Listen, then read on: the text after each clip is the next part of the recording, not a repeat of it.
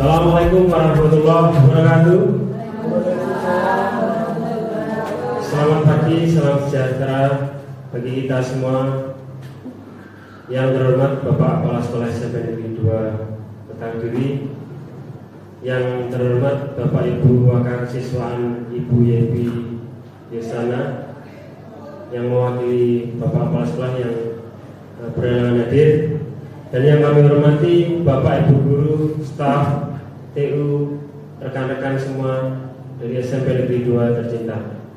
Salawat serta salam kita tujukan pada Nabi kita, Nabi Muhammad SAW. Semoga kelak kita mendapatkan syafaat dari beliau-Nya. Amin, amin ya rabbal alamin. Begitu sangat luar biasa Bapak Ibu, kita hari ini dipertemukan pada hari Jumat yang cerah ini. Jadi dengan serangkaian yaitu acara diseminasi budaya positif dalam program calon guru penggerak angkatan 11 Kota Kediri. Hadirin Bapak Ibu yang kami hormati, berikut susunan kegiatan diseminasi budaya positif CGP angkatan 11. Antara lain yang pertama pembukaan, yang kedua sambutan kepala sekolah yang diwakili oleh Ibu Yepi, dan yang ketiga penyampaian materi diseminasi budaya positif, yang keempat refleksi serta umpan balik peserta diskusi, yang kelima penutup. Acara pertama marilah kita buka dengan bacaan bismillah bersama. Bismillahirrahmanirrahim. Semoga kegiatan hari ini dapat berjalan lancar dan berjalan dengan kesepakatan yang telah terjadi. Itu acara kedua, kami berikan sambutan kepada Ibu Yepi Yosana untuk memberikan arahan kepada kita semua. Ibu Yepi, kami persilahkan waktu dan tempat.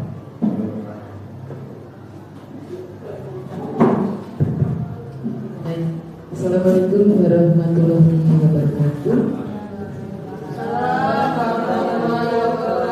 Selamat pagi, salam sejahtera bagi kita semua.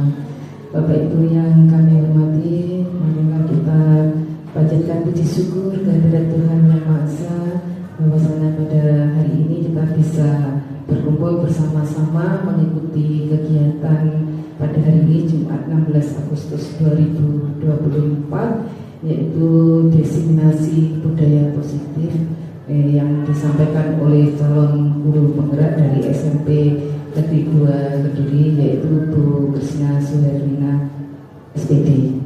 Baik Bapak Ibu yang kami hormati, untuk kegiatan hari ini yaitu diseminasi budaya positif, nanti kita bisa belajar ya apa yang dimaksud dengan budaya positif nanti yang akan disampaikan oleh Bu Krisna. Jadi kita bisa saling berbagi ilmu, kemudian ini bisa berdampak atau berguna bagi Bapak Ibu sekalian selaku guru atau peserta didik, yang nanti akan berguna juga untuk anak didik kita ya, sehingga anak-anak kita menjadi bisa mewujudkan ya profil pelajar Pancasila, yaitu semuanya bisa berkembang, anak-anak bisa berkembang sesuai dengan kebutuhan ya, kebutuhan masing-masing murid kita, karena mereka merupakan potensi-potensi yang memiliki kemampuan-kemampuan yang berbeda antara satu dengan yang lainnya ya.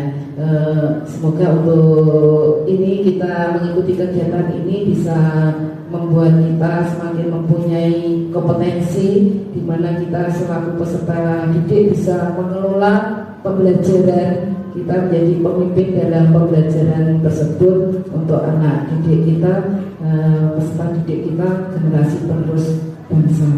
Baik Bapak Ibu, untuk kegiatan hari ini dengan memohon pertolongan pimpinan pada Tuhan Yang Maha Esa, supaya kegiatan hari ini bisa berjalan dengan baik dan lancar, yaitu kegiatan diseminasi budaya positif calon guru penggerak angkatan 11 SMP Negeri 2 Kediri, yang akan disampaikan oleh Ibu Krisna Suherlina kami nyatakan dibuka.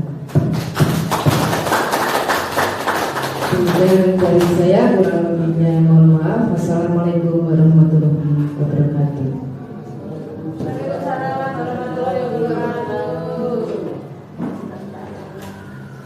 Terima kasih banyak Bu Yeti atas motivasi di pagi hari ini. Mudah-mudahan kegiatan nanti dari awal sampai akhir kita diberikan kelancaran. Amin. Berikutnya langsung kita panggil Bu Krisna untuk memberikan materi pencerahan untuk kita semua. Semoga ilmu-ilmunya bermanfaat bagi kita semua di sini. Amin. Bu Krisna, waktu dan tempat kami persilahkan. Ya, terima kasih Pak Arif atas kesempatannya yang diberikan kepada saya. Bagaimana kabarnya hari ini teman-teman? Baik. Terima kasih sudah hadir pada kegiatan diseminasi budaya positif SMP Negeri 2 Kediri. Untuk kegiatan pertama kita awali dengan ice breaking ya. Kita kan ini tadi baru kegiatan di pagi hari senam sehat ya.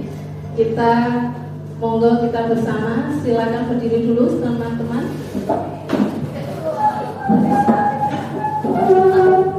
Oke, untuk kegiatan ice breaking kali ini di sisi kiri, sisi depan ya, sebelah kanan saya dan sebelah kiri saya ini dengan Bapak Ibu guru dan staf TU yang berbeda. Monggo silakan nanti ikuti instruksi dari saya. Aturannya ini kita senyum selama 30 detik memandang di depan kita ya. Nanti saya instruksikan. Sudah siap Bapak Ibu guru? Sudah siap? Oke, yang di depannya. Jadi memandang yang di depannya. Sudah siap? Halo, sudah siap? Oke. Hitungan ketiga 1, 2, 3 go baru dimulai. Belum dimulai Bapak Ibu guru. Boleh tertawa. Nanti hanya senyum tidak tertawa. Kalau yang tertawa berarti ya berarti yang gagal yang tertawa. Pak Olehnya tahu tuh deh. Senyum dia. Ye, monggo kita mulai. Hitungan 1, 2, 3 go. Ayo. Senyum selama 30 detik.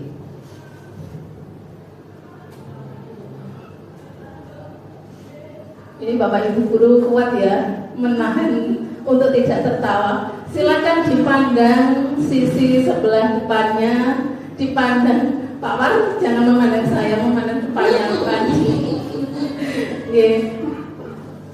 Oke, 30 detik selesai. Oke, tepuk tangan buat kita semua. Semua berhasil. Ya. Terus selanjutnya, silakan boleh duduk sambil duduk. Selanjutnya, ini nanti ketika kita bermain tepuk tangan seperti yang kita lakukan ketika kita sekolah ya. Tepuk 1 nanti, tepuk 1, terus, tepuk 2, bebas. Tepuk 3, semangat. Tepuk 4, luar biasa. Bisa Bapak Ibu guru? Tepuk 1, tepuk kemudian jos. Tepuk 2, hebat. Tepuk 2, hebat. Terus hebatnya gini aja ya. Tepuk 2, hebat. Tepuk 3, semangat. Ya, tepuk dulu 3 kali baru semangat. Ya. Untuk yang tepuk keempat itu luar biasa. Bisa dimulai? Oke. Tepuk 1, tepuk 2, hebat. Tepuk 3, semangat. Tepuk 4, oke. Selanjutnya tepuk 1 saya gantikan dengan selamat pagi. Tepuk 2 saya gantikan selamat siang. Tepuk ketiga saya gantikan dengan selamat sore. Selamat malam itu nanti tepuk keempat. Paham ya Bapak Ibu? Oke, bisa kita mulai ya. Siap? Ready? Siap? Selamat sore.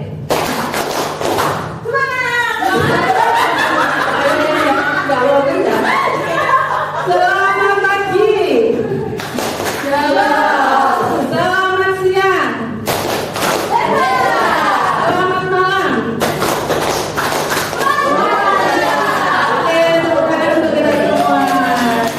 Nah, hari ini saya berada di sini. Saya hanya sharing ya, bukan menggurui teman-teman. Saya hanya sharing praktik baik yang sudah saya terima ketika saya mengikuti pendidikan guru penggerak. Monggo Pak. Latar belakang kegiatan diseminasi ini, konsep pendidikan menurut Ki Hajar Dewantara melibatkan pengakuan akan pentingnya budaya dan lingkungan positif. Jadi pemikiran Ki Hajar Dewantara itu, kita sebagai pendidik diharapkan dapat menuntun murid sesuai kodratnya, kodrat alam dan kodrat zaman. Zaman sekarang ini kan digital ya. Kemudian pendidikan bukan hanya tentang transfer pengetahuan, tetapi juga mencakup pembentukan karakter dan pengembangan potensi setiap murid.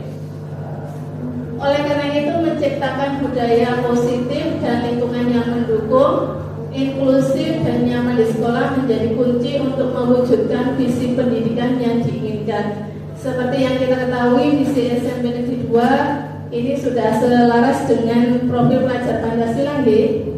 Sudah nggih? Unggul dalam prestasi, berbudaya lingkungan, berdaya saing global, dilandasi iman dan takwa. Agenda kegiatan ini tadi sudah kita buka dengan ice breaking. Yang kedua, presentasi diseminasi budaya positif. Selanjutnya praktek keyakinan kelas. Berikutnya praktek segitiga restitusi dan diakhiri dengan penutup. Lanjut. Tujuan kegiatan: peserta dapat memahami terkait perubahan paradigma belajar. Peserta dapat memahami terkait disiplin positif dan nilai kebajikan universal dan motivasi perilaku manusia. Peserta dapat berkolaborasi dalam pembuatan keyakinan kelas. Peserta dapat memahami terkait kebutuhan dasar manusia dan 5 posisi kontrol. Peserta dapat berkolaborasi mempraktikkan segitiga restitusi dalam penerapan disiplin positif. Mungkin beberapa dari tujuan itu memang masih asing ya di telinga teman-teman. Ini nanti kita belajar bersama apa itu yang dinamakan budaya positif, segitiga restitusi dan keyakinan kelas.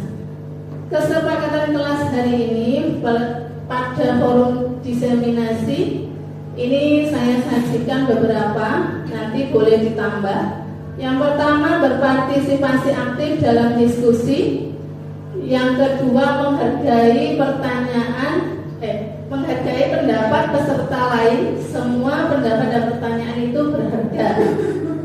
Berikutnya, penggunaan telepon genggam hanya saat silent, menjaga kebersihan ruang kegiatan diseminasi. Ini teman-teman setuju, sepakat? Atau mau ditambah? Sudah? Lanjut Pak Arif. Konsep inti budaya positif yang kita pelajari hari ini, yang pertama perubahan paradigma belajar, disiplin positif, nilai-nilai kebajikan universal, motivasi perilaku manusia, keyakinan kelas, kebutuhan dasar manusia, 5 posisi kontrol, segitiga restitusi. Lanjut. Perubahan paradigma belajar. Siswa atau murid yang dahulu dengan sekarang itu berbeda ya Bapak Ibu Guru.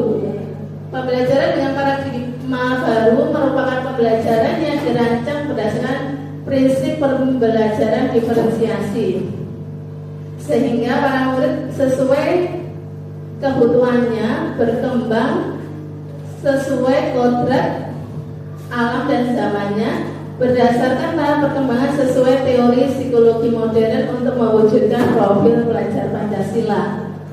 Lanjut, teori kontrol Dr. William Blaser. Ini ada 4 ilusi guru mengontrol murid. Ilusi bahwa kritik dan membuat orang merasa bersalah dapat menguatkan karakter. Berikutnya, ilusi bahwa semua penguatan positif, efektif, dan bermanfaat. Yang terakhir, ilusi bahwa orang dewasa memiliki hak untuk memaksa. Lanjut. Bagaimana seseorang bisa berubah dari paradigma stimulus respon kepada pendekatan teori kontrol? Ya, di sini Stephen R. Covey ini menyatakan bahwa bila kita ingin membuat kemajuan perlahan sedikit-sedikit, ubahlah sikap atau perilaku Anda. Namun bila kita ingin memperbaiki cara-cara utama kita, maka kita perlu mengubah kerangka acuan kita. Ubahlah bagaimana Anda melihat dunia, bagaimana Anda berpikir tentang manusia. Ubahlah paradigma Anda, skema pemahaman dan penjelasan aspek-aspek tertentu tentang realitas. Next, Pak Arif. Di sini paradigma stimulus respon berubah ke teori kontrol. Siapa sesungguhnya yang memiliki kontrol? Ini terkait kegiatan kita sehari-hari ya Bapak Ibu Guru. Kita sebagai pendidik, untuk stimulus respon, realitasnya kebutuhan kita beranggapan kebutuhan siswa itu sama. Ternyata pada teori kontrol, realitasnya kebutuhan dari murid-murid kita itu berbeda dan unik. Semua orang melihat hal yang sama, padahal di teori kontrol itu setiap orang memiliki gambaran berbeda. Selanjutnya nanti bisa saya share. Disiplin positif dan nilai kebajikan universal. Lanjut Pak Rik. Disiplin positif, apa yang dimaksud dengan disiplin positif? Disiplin positif yaitu pembiasaan yang baik mencakup sikap atau perilaku maupun tutur kata oleh seluruh warga sekolah, terutama bagi murid agar dapat menjadi pribadi yang kritis, mandiri, dan tanggung jawab. Yuk lanjut Pak Rik. Nilai-nilai kebajikan universal, sifat-sifat manusia yang merupakan tujuan mulia yang ingin dicapai setiap individu. Ya, setiap perilaku atau perbuatan itu semua memiliki tujuan. Seseorang yang memiliki disiplin diri berarti mereka bisa bertanggung jawab terhadap apa yang dilakukannya karena mereka berdasarkan tindakan mereka pada nilai-nilai kebajikan universal. Lanjut. Ya, ini seperti yang kita ketahui, tujuan kita pada pendidikan sekarang ini mewujudkan profil pelajar Pancasila, di mana ada 6 dimensi karakter. Yang pertama, beriman dan bertakwa kepada Tuhan Yang Maha Esa. Yang kedua, mandiri. Ketiga, berkebinekaan global, bergotong royong, kreatif dan bernalar kritis. Selanjutnya, motivasi perilaku manusia. Lanjut. Ya, di sini ada 3 poin. Yang pertama, untuk menghindari ketidaknyamanan atau hukuman. Ini sering dilakukan kita ataupun murid ya. Yang kedua, untuk mendapatkan imbalan atau penghargaan dari orang lain. Yang lebih tepat ini yang ketiga, untuk menjadi orang yang mereka inginkan dan menghargai diri sendiri dengan nilai-nilai yang mereka percaya. Ini kaitannya dengan nilai kebajikan. Di sini ada sebuah kasus atau permasalahan. Ini mungkin juga terjadi di tengah-tengah kita. Kita cermati dulu ya Bapak Ibu.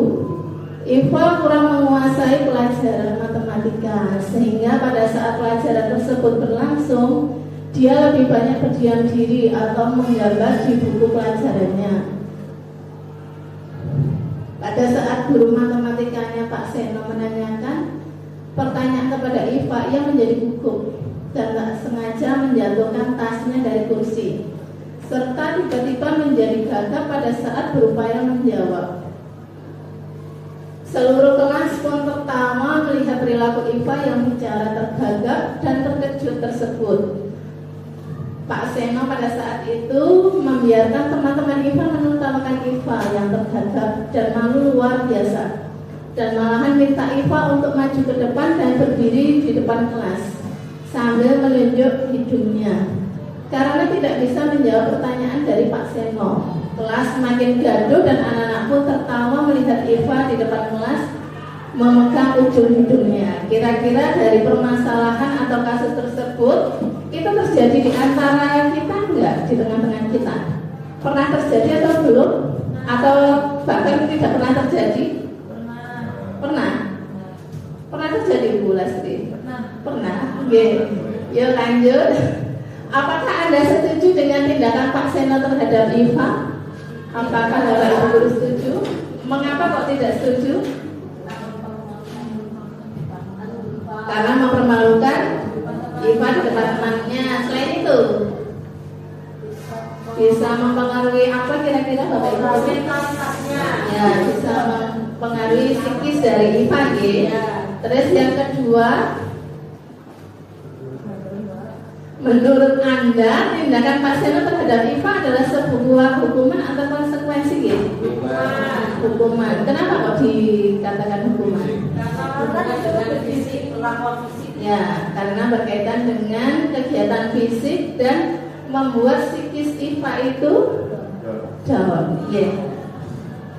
Ya, ini contoh terkait dihukum dengan penghargaan. Ketika kita memberikan hadiah ke siswa atau murid-murid, itu sama halnya kita melakukan sebuah hukuman. Karena apa? Murid-murid itu melakukan apa yang kita instruksikan itu berdasarkan dorongan dari eksternal, yaitu pemberian hadiah. Jadi dorongan eksternal itu akan berdampak negatif pada siswa. Jadi siswa itu akan ketergantungan, menurunkan kualitasnya, menurunkan kreativitas dan mengurangi motivasi intrinsik. Motivasi intrinsik itu motivasi dalam diri siswa. Sampai di sini ada yang ditanyakan Bapak Ibu guru? Oke, sekarang kita identifikasi, kita menganalisis pernyataan yang disajikan pada layar ya. Silakan Anda tentukan pernyataan di bawah ini hukuman atau konsekuensi. Yang pertama, mencatat 100 kali di dalam buku kalimat saya tidak akan terlambat lagi karena terlambat sekolah. Hukuman atau konsekuensi? Konsekuensi. Oke, kita simpan dulu. Lari mengelilingi lapangan basket 2 kali karena terlambat hadir di sekolah. Hukuman. Oke. Lanjut, berjemur di lapangan basket pukul 12 siang karena mengobrol dengan teman. Hukuman. Kehilangan 10 menit jam istirahat untuk mengerjakan tugas karena terlambat datang dan tertinggal pelajaran selama 10 menit. Konsekuensi. Oke, kita cek jawabannya. Oke, tepuk tangan dulu kita semua dengan jawaban yang benar. Selanjutnya, next Pak Arif, keyakinan kelas. Sekarang kita beralih ke keyakinan kelas. Keyakinan kelas dan peraturan kelas adalah hal yang sama. Pernyataan tersebut apakah benar atau salah? Salah. Yuk kita cek jawabannya. Oke, benar jawabannya salah. Berikutnya Pak Arif, keyakinan kelas berlandaskan nilai-nilai kebajikan atau prinsip universal. Pernyataan ini benar atau salah? Benar atau salah? Benar. Kita cek bersama ya. Oke, jawabannya benar. Lanjut Pak Arif. Berikutnya Bapak Ibu guru, apa nilai kebajikan atau keyakinan yang diangkat dari peraturan-peraturan berikut? Yang pertama, menggunakan helm saat mengendarai motor. Ini keliru penulisan gitu. Menggunakan helm saat mengendarai motor, apakah kesehatan, apakah keselamatan, atau kebersihan? Keselamatan. Oke, berikutnya, membuang sampah pada tempatnya. Ya. Dilarang menggunakan kata-kata kasar. Disiplin, menghormati, terus apa lagi? Ada lagi? Sopan santun. Mari kita cek jawabannya. Oke, benar ya. Tepuk tangan untuk kita semua. Menggunakan helm saat mengendarai motor, keselamatan, membuang sampah pada tempatnya, kebersihan. Dilarang menggunakan kata-kata kasar, hormat atau bersikap positif. Oke, next Pak Arif. Nah, sekarang kita urutkan langkah-langkah utama dalam menetapkan keyakinan kelas serta pendalamannya. Jadi ini nanti akan berfungsi ketika kita di awal pembelajaran Bapak Ibu Guru. Kita tentukan keyakinan kelas bersama-sama murid. Nanti murid akan timbul kesadaran diri untuk melaksanakan dari kesepakatan yang telah disepakati berupa keyakinan kelas. Yang mana kira-kira yang pertama? Berdiskusi memunculkan peraturan yang perlu ditaati warga kelas. Yang pertama, yang kedua, mengubah peraturan menjadi kalimat yang lebih positif. Next, menyarikan peraturan menjadi nilai kebajikan. Berikutnya, setelah itu berdiskusi mengenai peran seluruh warga kelas. Terus berikutnya,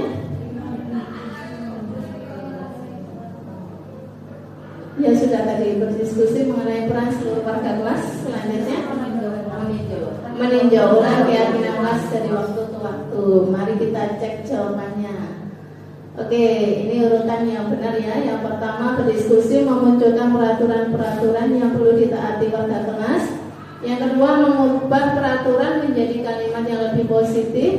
Yang ketiga, menyarikan peraturan menjadi nilai kebajikan. Jadi setelah peraturan itu diubah menjadi kalimat positif, kita carikan nilai-nilai kebajikan pada keyakinan kelas yang telah dibuat. Terus yang keempat, berdiskusi mengenai gambaran perilaku yang mencerminkan keyakinan kelas. Yang kelima, berdiskusi mengenai peran seluruh warga kelas. Yang terakhir, meninjau ulang keyakinan kelas dari waktu ke waktu, sesuaikan perubahan zaman. Yuk lanjut. Praktek keyakinan kelas. Prosedur aktivitas praktik. Jadi kita membuat keyakinan kelas dengan tahapan pertama, yaitu memunculkan peraturan-peraturan kelas. Yang kedua, mengubah menjadi kalimat positif. Kemudian kita menyarikan peraturan menjadi nilai kebajikan. Setelah itu, pendalaman keyakinan kelas menggunakan tabel T dan tabel Y. Yang terakhir, pendalaman keyakinan kelas peran guru dan murid. Monggo sekarang kita bersama-sama memunculkan peraturan yang ada di kelas. Bisa minta bantuannya Pak Arif?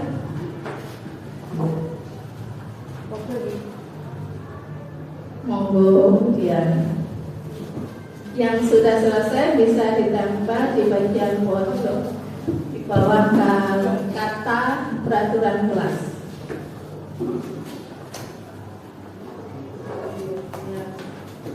Oke.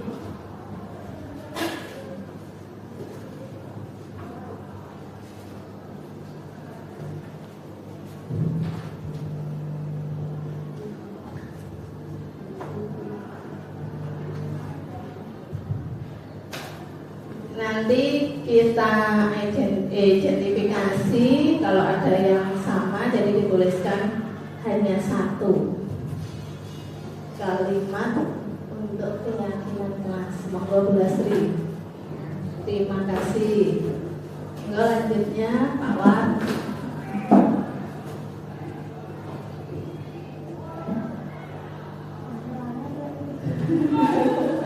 Terima kasih Pak Wadoyo, Bu Andi, Bu Yepi. Monggo Bu Dian.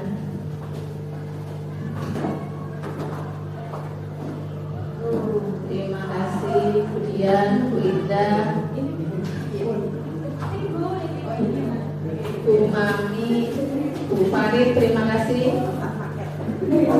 Terima kasih Pak Anas. Sudah semua ya?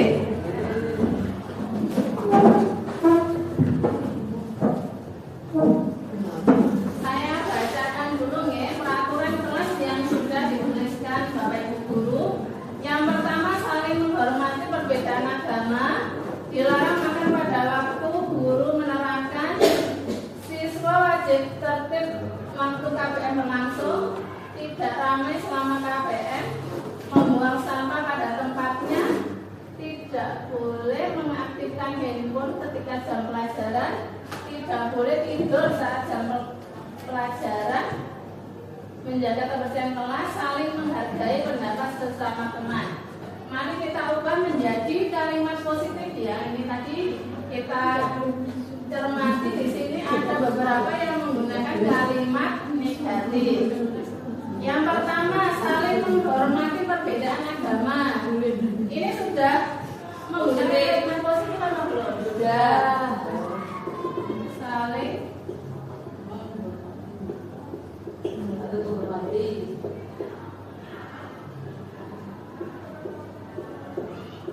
Yang kedua, siswa wajib tertib waktu KPM berlangsung. Sudah positif tidak? Saya tuliskan tertib nih, saya tertib waktu KPM berlangsung. Kemudian membuang sampah pada tempatnya. Sampun nggih? Sampun apa dereng? Sampun. Los.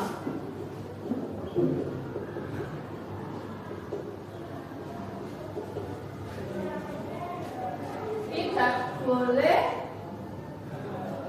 mengaktifkan handphone. Kita ganti menjadi kalimat positif. HP dalam keadaan silent mode, pada saat pembelajaran. Baik, selanjutnya setelah kita ubah menjadi kalimat positif, kita rinci menjadi nilai kebajikan per poin. Di sini ada 4 poin. Yang pertama, saling menghormati perbedaan agama. Ini poin nilai kebajikannya apa nggih? Napa? Toleransi. Nggih, toleransi saling menghormati. Tertib waktu KPM berlangsung. Disiplin. Membuang sampah pada tempatnya. Kebersihan.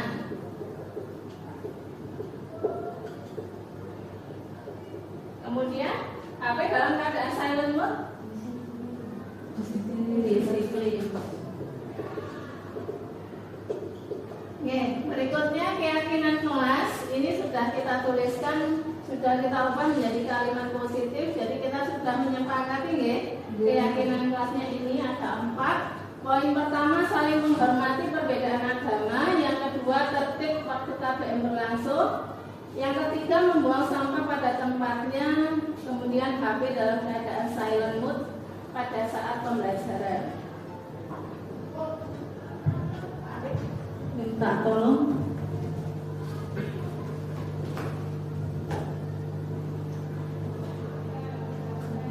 Ini contoh tabel T praktik keyakinan kelas bagian 4. Jadi ada tindakan atau perilaku yang tampak seperti dan tidak tampak seperti.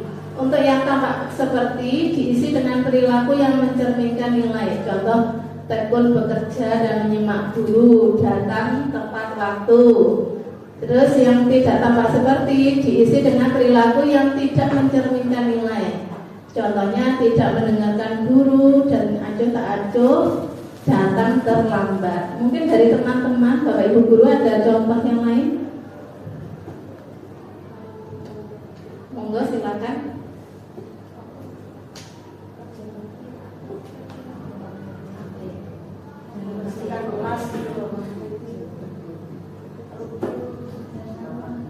Kolaborasi dalam kegiatan kerja bakti di kelas,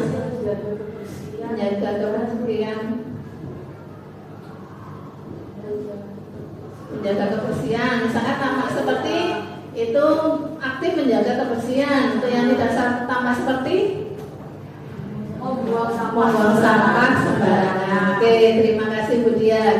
Lanjut Pak Arif. Ini contoh tabel Y, praktik keyakinan kelas. Bisa kita rancang seperti ini terdengar, terlihat, berperilaku. Untuk terdengar, yuk saya bantu. Ini bisa panjenengan cermati nggih. Untuk terlihat, berempati terhadap perasaan orang lain, memegang barang milik orang lain hanya dengan izin, jadi tidak boleh sembarangan memegang atau memindahkan barang milik orang lain. Terus selanjutnya berperilaku, tersenyum ramah seperti budaya positif yang sudah diterapkan di SMP Negeri 2 ya. 5S, senyum, salam, sapa, sopan santun. Oke, lanjut Pak Arif. Ini contoh tabel peran murid guru praktek keyakinan kelas bagian 5. Ini lebih terperinci. Untuk guru tugasnya seperti yang kita ketahui, mengajar, mendidik. Dan poin berikutnya, mungkin ada tambahan untuk guru.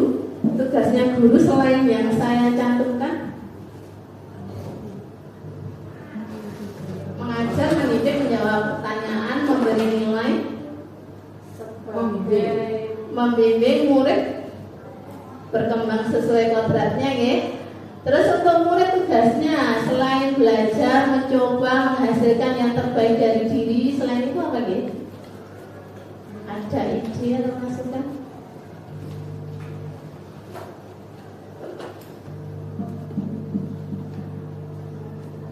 Mengikuti program sekolah dengan baik ya, mendukung program sekolah ya.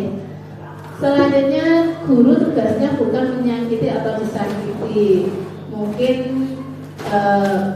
perubahan cara mendidik dari yang lama ke sekarang itu sudah berubah ya. Kita mendampingi, membersamai murid dalam proses tumbuh kembangnya. Ini guru tugasnya sudah tarik. Kebutuhan dasar manusia. Yuk. Kebutuhan dasar manusia, kebutuhan manusia adalah segala sesuatu yang dibutuhkan oleh manusia untuk mempertahankan keseimbangan antara kondisi fisiologis dan psikologis yang bertujuan untuk mempertahankan kehidupan dan kesehatan. Seperti yang kita cermati, kita simak tadi, kasusnya Iva itu kan ada kebutuhan fisiologis dengan psikologis yang kurang tepat ya dilakukan oleh guru. Ada 5 kebutuhan dasar manusia. Di sini ada kata rumpah. Monggo bisa diisi. Kata rumpahnya yang pertama apa ya? Kesenangan. Yang kedua cinta dan kasih sayang. Yang ketiga apa ya kira-kira yang kedua? Kebebasan. Monggo yang nomor 4. Ayo, apa yang nomor 4? Kira-kira nomor nggih?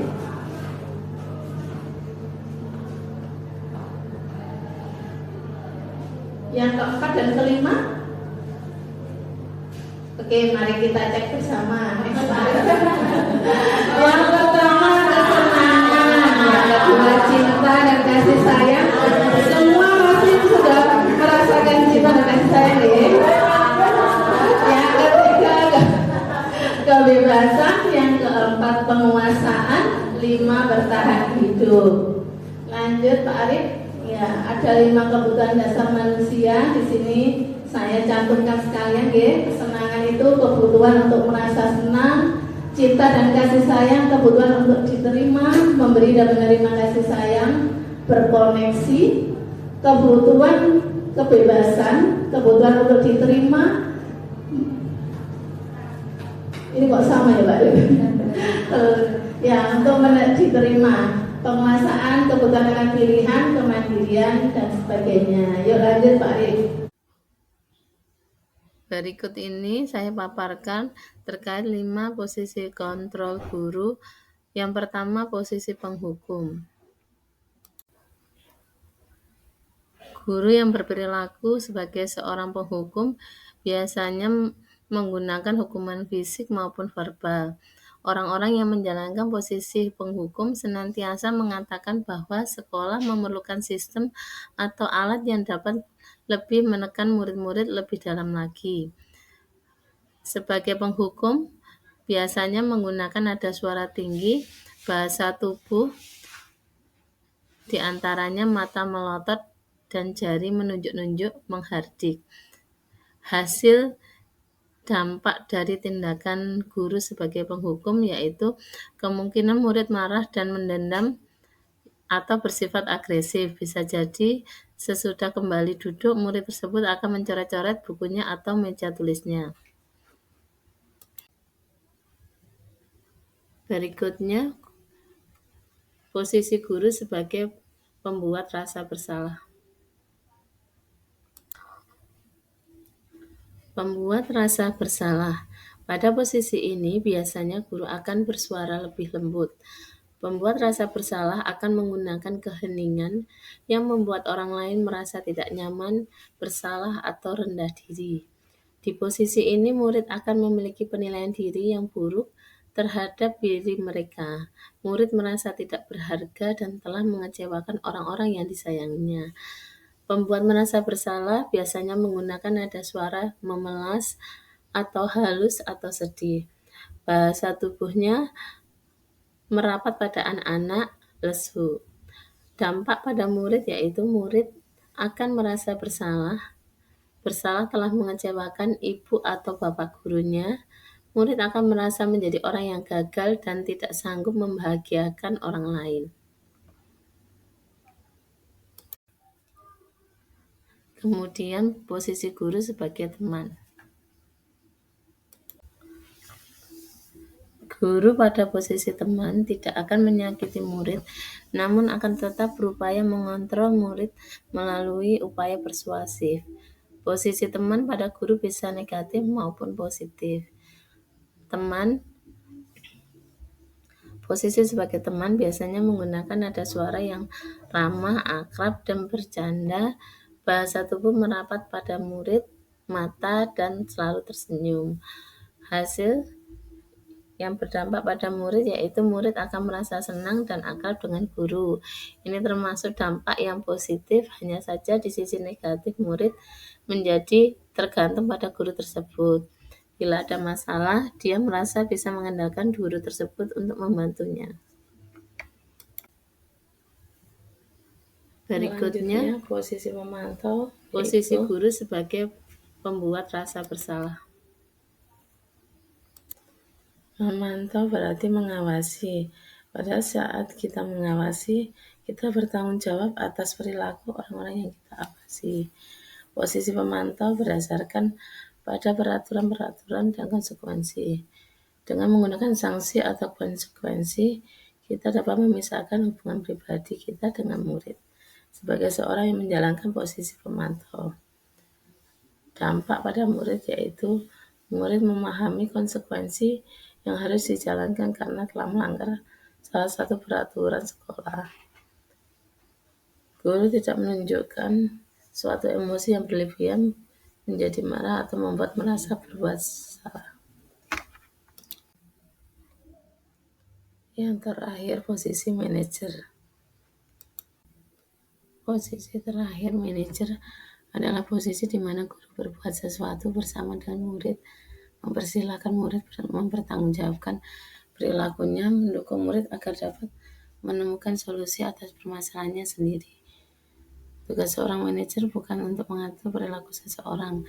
Kita membimbing murid untuk dapat mengatur dirinya.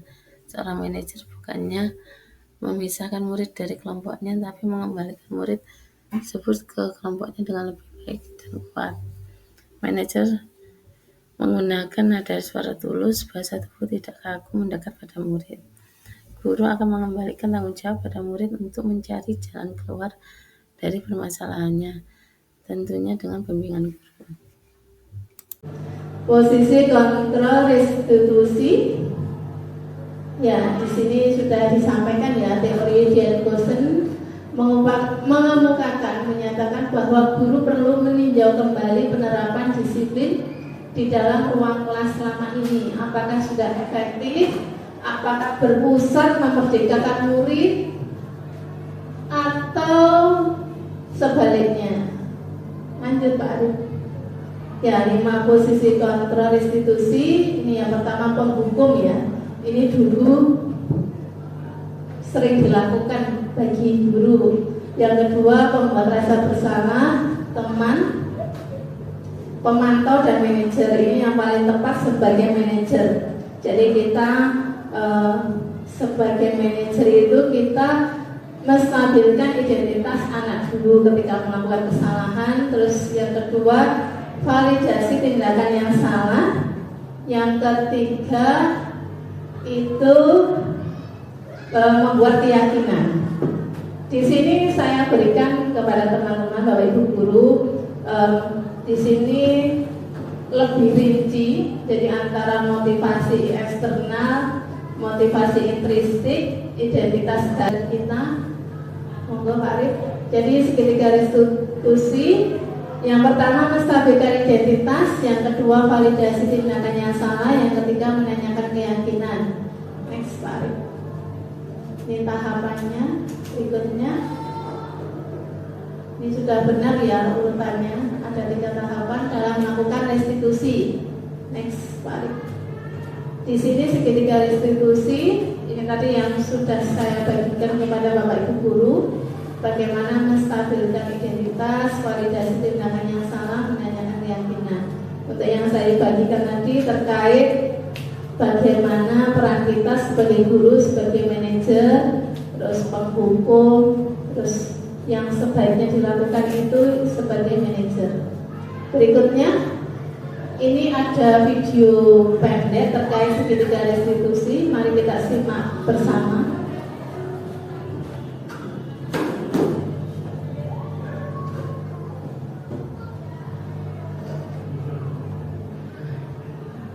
Siang Sarah. Siang Pak. Sudah lama nggak ketemu Sarah? Kenapa hari ini ada di sini? Kesel Pak, kesel banget. Masa aku dikatain tukang fitnah Pak? Ya aku marah lah. Aku baru dikatain Eka di depan kelas. Kesel banget. Oh begitu. Ya pasti kamu marah dan kesal. Bapak juga akan marah apabila ada yang menuduh Bapak seperti itu. Kemudian pada saat itu kamu mau melakukan apa? Ya saya harus mengatain mereka lah Pak. Kesel banget. Saya bentak-bentak dia depan teman-teman lain. Oh begitu. Pasti kamu melakukan seperti itu karena suatu alasan tertentu bukan? Iyalah, masa saya diam saja Pak? Ya saya bela diri lah. Masa saya dituduh tukang fitnah? Ya wajar lah. Mempertahankan harga diri itu sesuatu yang penting buat kamu. Untung kamu tidak bertindak lebih gegabah lagi, hanya membentak-bentak. Iya Pak. Untung saya masih bersabar dan hanya membentak saja. Sudah gemes padahal. Saya pasti bela diri lah. Ya pasti ya. Tapi kamu memilih untuk tetap bertahan dan bersabar. Kamu memilih untuk tidak berbuat lebih parah lagi kan? Iya. Nah, sekarang coba kita lihat lagi tindakan kamu yang bentak-bentak Eka di kelas. Tindakan kamu itu kira-kira sesuai dengan keyakinan kelas atau prinsip kamu tidak? Enggak lah Pak. Capek Pak jadi pemarah. Jadi keyakinan atau prinsip mana yang kurang sesuai dengan keinginan kamu? Ya, saya sebenarnya sangat menghargai orang lain. Mungkin saat itu saya menjadi emosi, jadi tidak menunjukkan sikap itu. Kamu meyakini tidak? Menghargai orang lain itu penting buat kamu. Yakinlah Pak. Iya, setuju. Kita harus saling menghargai. Namun ada juga keyakinan yang kita sepakati yang perlu kita jalankan apabila kita sedang marah, kan? Ya, saya bisa lebih proaktif, mulai dengan diri sendiri. Saya bisa jadi lebih bersabar, mengambil waktu jeda untuk berpikir mau apa selanjutnya. Kira-kira kamu bersedia memperbaiki masalah ini tidak? Bersedia Pak. Kalau kamu memperbaiki masalah ini, kamu akan menjadi orang seperti apa? Saya akan menjadi orang yang bertanggung jawab kali ya Pak. Dan senantiasa proaktif. Iya. Menurut kamu, bagaimana rasanya menjadi orang seperti itu? Ya nyaman lah, bangga bisa bersabar dan menahan diri. Baiklah kalau begitu. Yuk kita pikirkan bagaimana memperbaiki masalah ini. Ya, terima kasih Bapak Ibu guru. Ini tadi kita sudah menyimak melihat video tersebut. Jadi Pak gurunya itu berupaya untuk menstabilkan identitas dari murid tadi. kemudian validasi tindakan yang salah, dan membuat keyakinan. Next, menstabilkan identitas sekilas saja bertujuan untuk mengubah identitas anak yang gagal karena melakukan kesalahan menjadi orang yang sukses, dari merasa sedih dan emosionalnya hingga mampu menggunakan fungsi rasionalnya. Contoh responnya, berbuat salah tidak apa-apa, saya juga pernah membuat kesalahan seperti itu. Next, Pak Arif. Untuk validasi tindakan yang salah tadi sudah kita cermati di video tadi ya. Berikutnya Pak Arif. Untuk menanyakan keyakinan, proses di mana murid menghubungkan dirinya dengan nilai-nilai yang dipercaya. Nilai apa yang kita percaya, apa yang keyakinan kelas kita. Jadi itu fungsi dari keyakinan kelas. Kita bisa ketika ada masalah nanti anak-anak itu kita tanya bagaimana keyakinan kelas kita.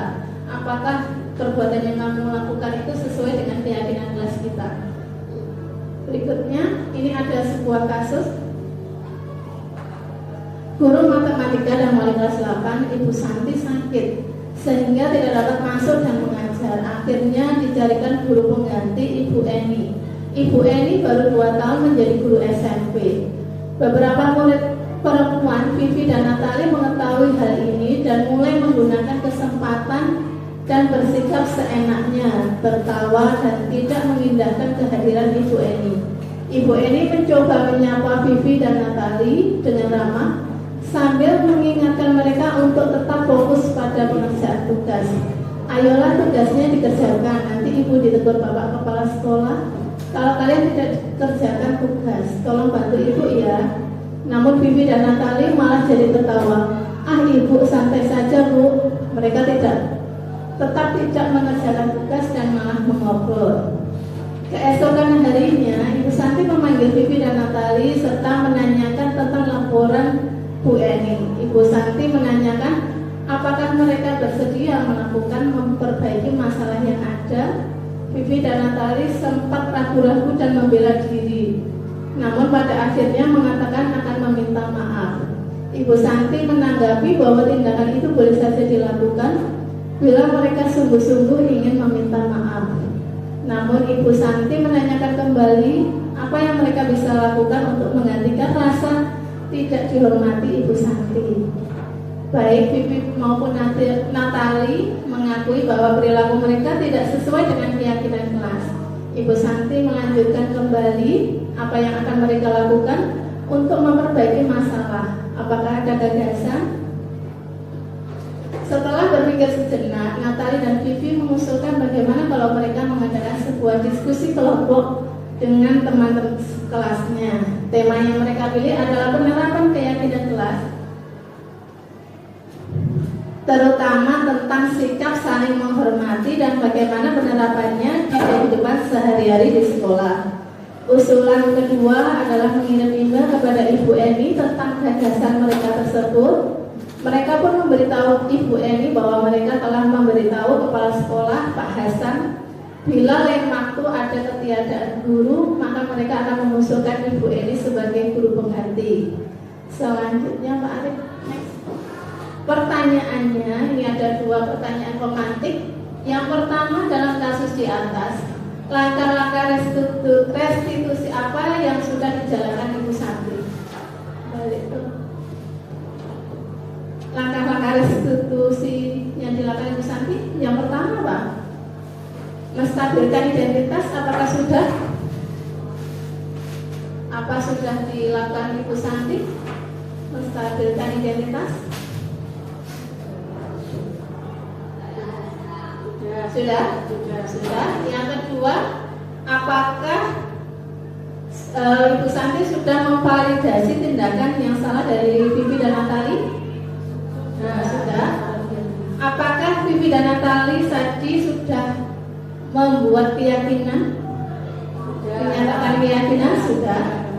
Ya, jadi dia tadi sudah memberi gagasan, mengusulkan diskusi dan atau mengirim email kepada Ibu Eni terkait gagasan mereka. Next.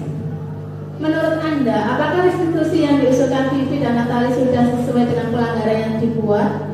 Apakah langkah mereka langkah-langkah restitusi yang telah diusulkan mereka, yang tadi ya, diskusi dan mengirimkan email. Kita cek jawabannya. Ya ini. Jadi di situ bagaimana menstabilkan identitas, kemudian memvalidasi tindakan yang salah, menanyakan keyakinan. Kemudian tarik. Ini ada 4 soal tapi saya ringkas menjadi 2. Next. Ya, refleksi hal baik apa yang sudah saya lakukan di hari ini. Yang kedua, hal apa yang bisa saya tingkatkan ke depannya. Yang ketiga, hal apa yang saya pelajari hari ini. Nanti akan dipandu oleh Pak Arif. Terima kasih Pak Arif.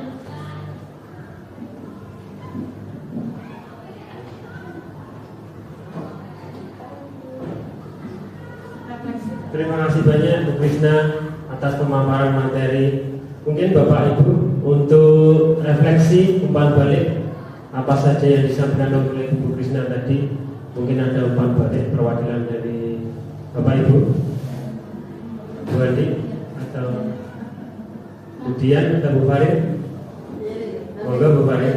Iya. Intinya yang sudah kita bicarakan tadi, Monggo. bagaimana kita dari awal membawa keyakinan kelas yang belum tahu. Bu Farid monggo. Ke depan. Iya.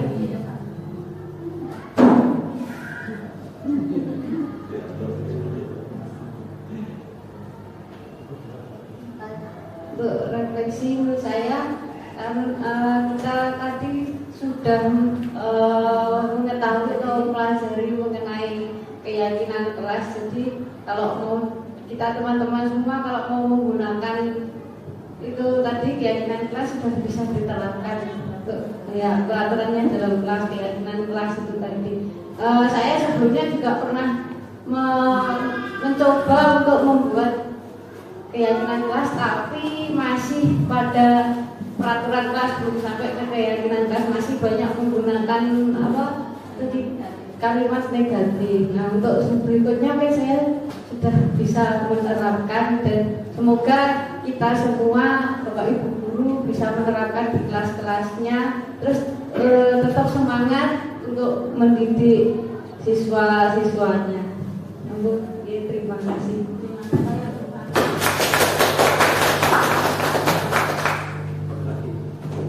Satu lagi, monggo, Bu Lasri. Kemudian Baliknya. Kemudian monggo. Satu lagi terakhir. terkait keyakinan kelas dan restitusi. Kemudian monggo, kemudian. Silakan.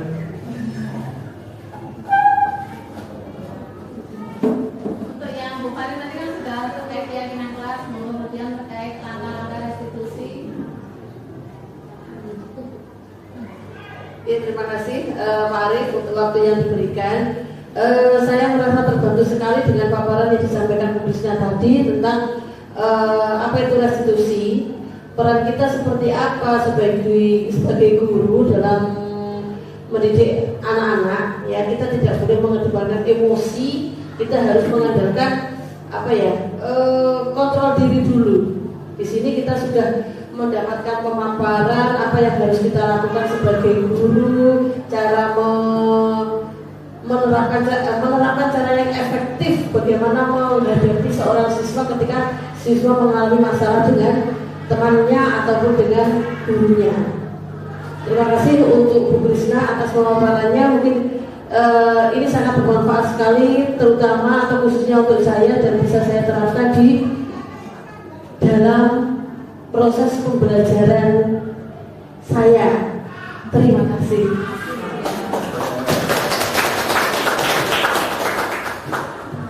Terima kasih banyak untuk Bu Dian dan Bu Farid tadi sudah memberikan umpan balik pendapat yang telah disampaikan oleh Bu Krisna tadi. Sangat luar biasa pemaparannya. Mudah-mudahan apa yang kita impikan selama ini berkesinambungan dengan pemaparan yang disampaikan oleh Bu Krisna, sehingga menjadi pembelajaran yang bermanfaat untuk peserta didik kita ke depannya. Amin. Untuk terakhir kami mohon untuk doa yang dibacakan oleh Bapak Anas. Kami mohon waktu dan tempat Persilahkan untuk Bapak Anas. Monggo, Pak.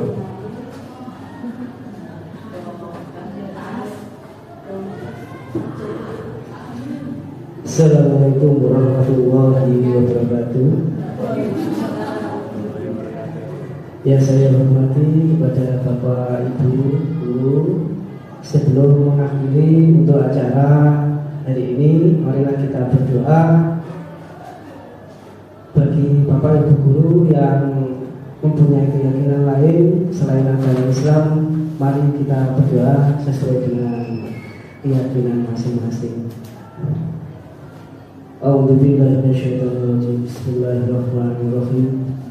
Allahumma shalli ala sayyidina Muhammad wa ala ali sayyidina Muhammad.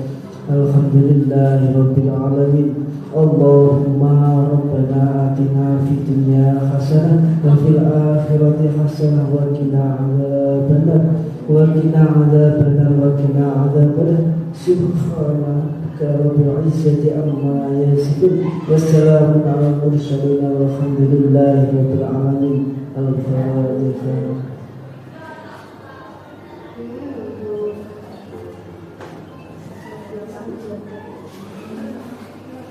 Wassalamualaikum warahmatullahi wabarakatuh.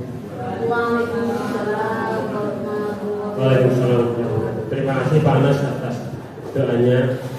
Baik Ibu Bapak, serangkaian acara diseminasi hari ini alhamdulillah berjalan dengan baik. Mudah-mudahan apa yang